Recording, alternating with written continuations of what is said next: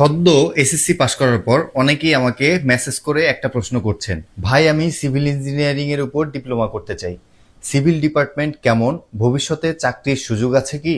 তাহলে আজকের ভিডিওটা আপনার জন্য শেষ পর্যন্ত দেখুন, কারণ আমি আপনাকে শুধু ভালো দিক না, সিভিলের বাস্তব চিত্রটাও বলবো। প্রথমেই বলি, সিভিল ইঞ্জিনিয়ারিং এমন একটা ইঞ্জিনিয়ারিং ফিল্ড যেটার সঙ্গে আমাদের চারপাশের প্রায় সব ইনফ্রাস্ট্রাকচার জড়িত। বাড়ি, রাস্তা, ব্রিজ, ফ্যাক্টরি, ড্রেন, পানি সরবরাহ, বিল্ডিং এসব নির্মাণের সঙ্গে সিভিল ইঞ্জিনিয়ার সরাসরি কাজ করেন। তাই আপনি যদি মাঠে গিয়ে কাজ করতে পছন্দ করেন এবং কনস্ট্রাকশনের প্রতি আগ্রহ থাকে, তাহলে সিভিল আপনার জন্য ভালো একটি অপশন হতে পারে। এবার আসি সবচেয়ে গুরুত্বপূর্ণ বিষয়, চাকরির সুযোগ। ডিপ্লোমা ইন সিভিল ইঞ্জিনিয়ারিং করার পর সরকারি চাকরিতে বিভিন্ন প্রতিষ্ঠানে সাব অ্যাসিস্ট্যান্ট ইঞ্জিনিয়ার বা সমপরিমাণের টেকনিক্যাল পদে আবেদন করার সুযোগ থাকে। যেমন আরএইচডি, পিডব্লিউডি, এলজিইডি, ডিপিএইচই, পানি উন্নয়ন বোর্ড, গণপূর্ত বিভাগ, শিক্ষা প্রকৌশল, স্বাস্থ্য প্রকৌশল, রেলওয়ে, বিভিন্ন সিটি কর্পোরেশন, ওয়াসা এবং আরো অনেক সরকারি প্রতিষ্ঠানে সিভিল রিলেটেড টেকনিক্যাল পদ রয়েছে। আর প্রাইভেট সেক্টরে সুযোগ আরো ব্যাপক। বিভিন্ন কনস্ট্রাকশন কোম্পানি,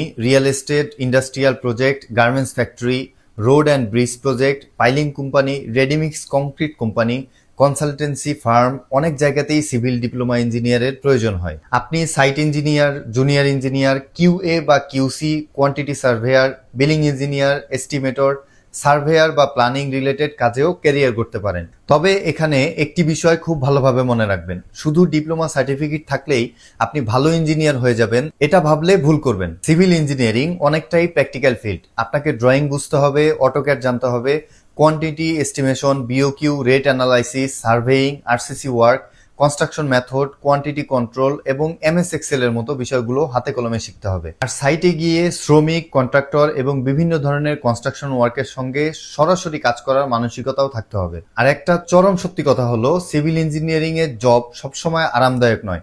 অনেক সময় প্রচন্ড রোদে, বৃষ্টিতে বা ধুলাবালির মধ্যে সাইটে কাজ করতে হবে।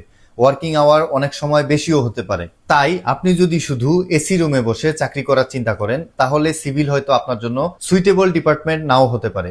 কিন্তু আপনি যদি প্র্যাকটিক্যাল কাজ পছন্দ করেন এবং ধীরে ধীরে নিজের স্কিল ডেভেলপ করতে পারেন, তাহলে সিভিল থেকে ভালো ক্যারিয়ার তৈরি করা সম্ভব। তাই আমি পরামর্শ দিব, শুধু অন্যের কথায় সিভিল ইঞ্জিনিয়ারিং এ ভর্তি হবেন না। নিজেকে প্রশ্ন করুন, আমি কি কনস্ট্রাকশন ফিল্ড পছন্দ করি কিনা, সাইটে কাজ করতে পারবো কিনা, ইঞ্জিনিয়ারিং ড্রয়িং, ক্যালকুলেশন আর প্র্যাকটিক্যাল ওয়ার্ক শিখতে আমার ভালো লাগবে কিনা। যদি উত্তর হ্যাঁ হয়, তাহলে ডিপ্লোমা ইন সিভিল ইঞ্জিনিয়ারিং আপনার জন্য অবশ্যই একটি ভালো অপশন হতে পারে। মনে রাখবেন, শুধু ডিপ্লোমা আপনাকে চাকরি দিবে না, ডিপ্লোমার সঙ্গে স্কিল, এক্সপেরিয়েন্স আর প্র্যাকটিক্যাল নলেজই আপনাকে অন্যদের থেকে এগিয়ে রাখবে। সিভিল ইঞ্জিনিয়ারিং নিয়ে আপনার আর কোনো প্রশ্ন থাকলে কমেন্টে লিখে জানাতে পারেন।